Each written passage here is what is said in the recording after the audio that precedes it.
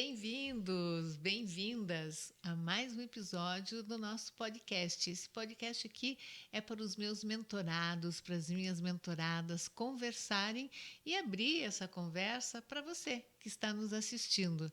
É um espaço de muita troca, de muita conexão, em que cada um tem a oportunidade de fazer a prática da conversa que nós fazemos no dia a dia na mentoria aqui, de uma forma também a treinar esse momento na frente do microfone e quebrando um pouco da timidez, um pouco da dificuldade de se expor.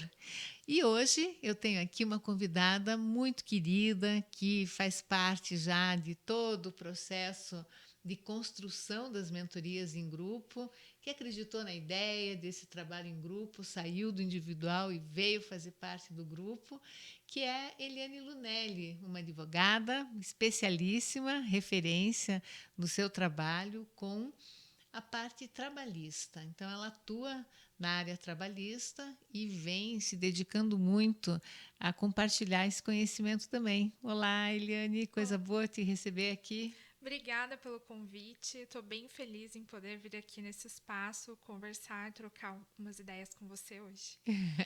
Eliane, como é ser uma advogada trabalhista hoje, com tudo que a gente vem vivendo de mudanças na nossa sociedade? Hoje, trabalhar com advocacia trabalhista é um desafio diário, porque nós trabalhamos com as alterações legislativas, novas normativas, e temos que estar sempre atentos, estudando muito, inclusive a comunicação, porque a comunicação não é só dentro do processo, aquela comunicação escrita, mas o nosso tratamento com o cliente, e no meu caso que atendo empresas, então se antecipar as possíveis problemas que nós podemos ter ou prevenir situações que podem gerar passivos trabalhistas. Então, é um desafio, mas é muito gostoso. Se fala muito dessa mudança da escala 6 por um. Como que você vê essa situação? Bem, essa mudança eu vejo como uma tendência mundial, né? Hoje nós já temos muitos países que já trabalham nessa escala e o Brasil agora está entrando nisso. É um tema bastante polêmico, né? Nós temos muitos argumentos prós e contras, mas temos uma pressão muito grande para que isso seja aprovado e se torne uma realidade. Também não podemos esquecer disso. E é uma coisa positiva, com certeza, para a qualidade de vida, para a sociedade no geral. No meu ponto de vista, sim, é uma questão, é uma alteração que pode ser positiva, como eu comentei. É uma tendência mundial essa questão de preservar a saúde e a segurança, a saúde mental do trabalhador, né? Hoje, esse mês, nós temos a NR1, as alterações da NR1 que entram em vigor e tratam exatamente da responsabilidade da empresa nas questões de saúde mental do trabalhador. E a questão da escala 6 por 1, ela também tem um pouco esse Com viés, certeza. porque uma pessoa trabalhar 6 dias por semana e ter um único dia de descanso para família, para lazer, para resolver problemas pessoais e tudo mais, é uma realidade que torna a vida um pouco mais difícil, né? Muito mais difícil. E hoje o problema de saúde mental vem impactando todas as empresas de alguma forma, mais ou menos, mas se percebe que é uma realidade que se tem tratado também com bastante seriedade. As empresas estão dando atenção para isso? Bem, agora com a entrada em vigor da NR1, das alterações especificamente sobre isso, quem não está dando atenção vai ter que estar, porque as empresas vão acabar sendo de alguma forma punidas. Ah, como é que é a Hoje, punição?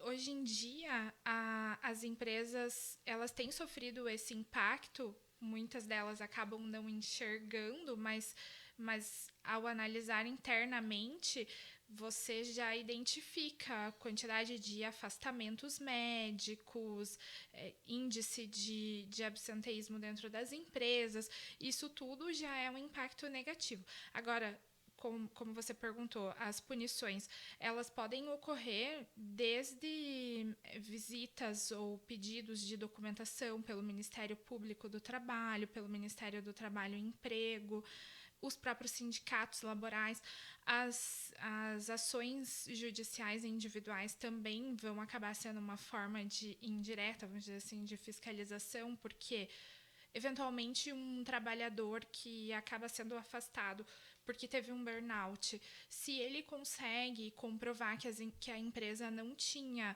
adequação à NR1, muito provavelmente a empresa já entra nesse processo numa situação negativa porque ela não consegue comprovar que, de certa forma, preservou Que não foi responsável também. Isso, que não foi responsável, exatamente. Muitas mudanças e dentro da tua atuação tem vários desafios. Qual é o maior deles? O maior desafio hoje é acompanhar as alterações e comunicar isso de forma clara o suficiente para que, como eu atuo mais com empresas, né, para que o empregador perceba a legislação trabalhista não como algo negativo, mas até como uma forma, a lei como uma aliada, vamos dizer assim, que protege os direitos. Que protege também as empresas. Quando se fala na área trabalhista, a impressão, e você em algum momento já teve oportunidade de nos falar sobre isso em alguma das suas palestras, que a atenção é dada apenas para o trabalhador, mas as empresas também precisam de um trabalho muito forte nesse sentido, não? Sim, com certeza. E nós fazemos um trabalho preventivo nesse sentido, porque justamente para evitar esse conflito interno que sempre existe entre empresa e É uma empregado. coisa já histórica isso, não? Já histórica. E por que vem isso? Pelas legislações passadas? Ou porque as coisas mudaram tanto? O que ainda prevalece essa sensação de que a empresa é contra o trabalhador e vice-versa? Veja, existe historicamente os trabalhadores conquistaram direitos através de manifestações, de greves, Sim. de movimentos sindicais, e tudo isso gera uma tensão, né? E nós temos interesses diversos, né, entre o lado patronal e o lado do empregado. Então, eu acho que isso prevalece até hoje. Em alguma medida melhorou muito, porque tem muitas empresas hoje que já enxergam de forma diferente, mas essas diferenças elas ainda nos acompanham.